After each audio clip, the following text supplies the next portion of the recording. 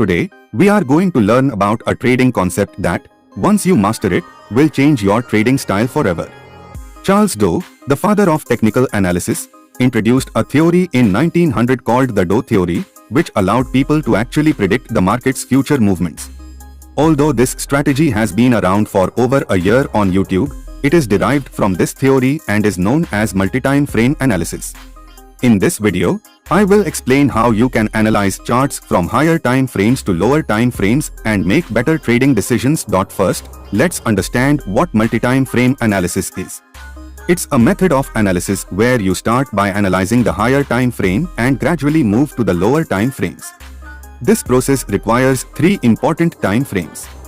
The first time frame is the direction time frame, which helps you understand the market's direction, whether the price is moving up, down, or sideways, giving you an overall idea of the trend.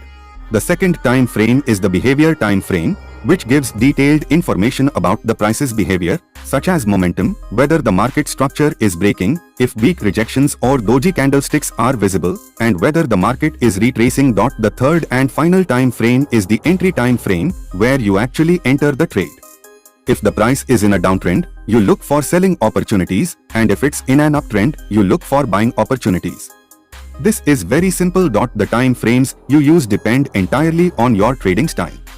For example, I use a mix of intraday and swing trading, so I use a 4-hour time frame for direction, a 1-hour time frame for behavior, and a 15-minute time frame for entry. However, if you are a scalper, these time frames would be different. You might use a 1-hour time frame for direction, 15 minutes for behavior, and 5 minutes for entry. So, the time frames depend entirely on your trading style, but I've given an example so you can choose the right time frame based on your trading style. Let's start with multi-time frame analysis.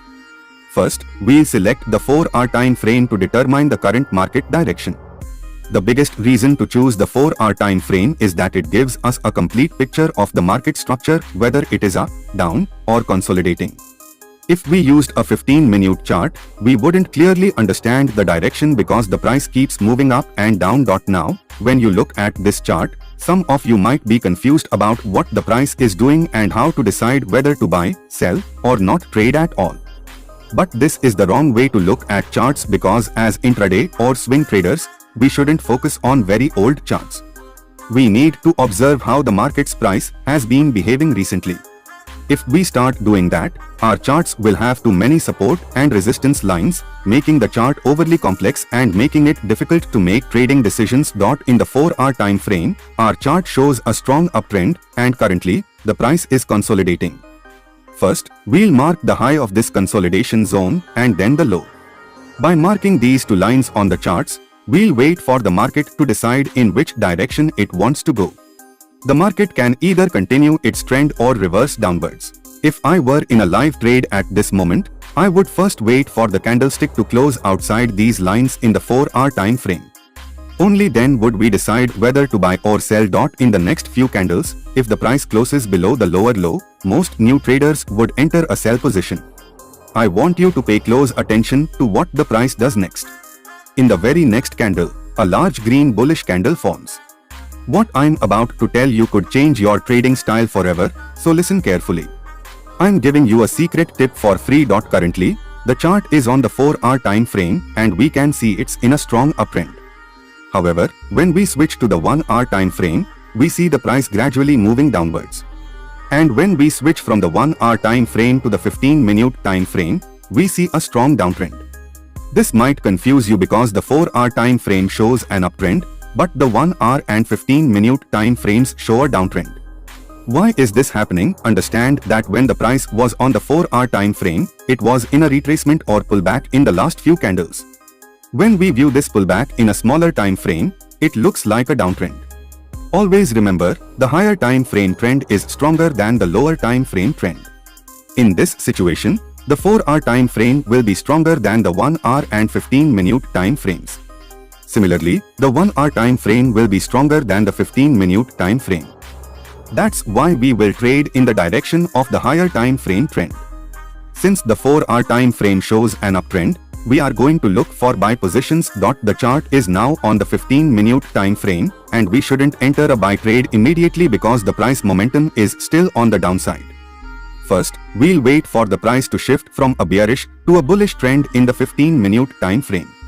Only then will we enter a buy position. So far, the price hasn't given us any signals that it's going to turn bullish, so we continue to wait. The price comes back to retest this level but doesn't fully break it, and then it goes back down. This happens again, indicating that the price is now sideways.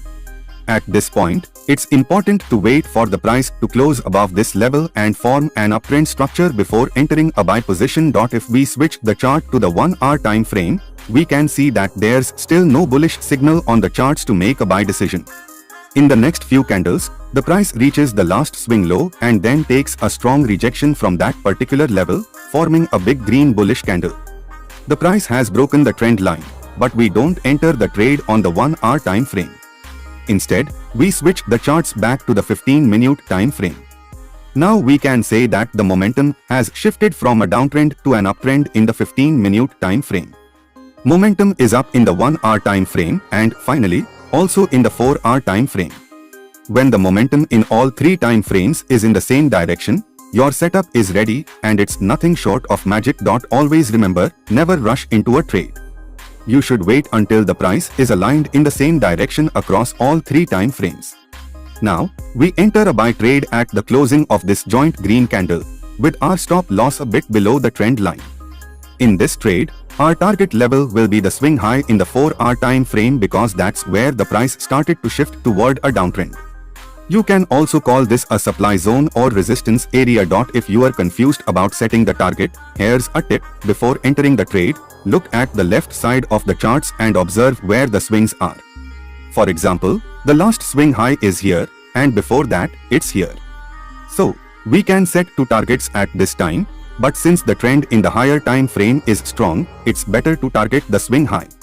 And look, the price reaches the target without wasting any time. Switching the time frame from 15 minutes to 1 hour, now the price is near its high, and if you enter a buy position here, your stop loss would have to be quite low, which would negatively impact your risk-reward ratio. So, we don't enter the trade immediately. Instead, we let the price retrace first to this level. The price moves down with red candles and touches this level, but you still can't enter the trade immediately.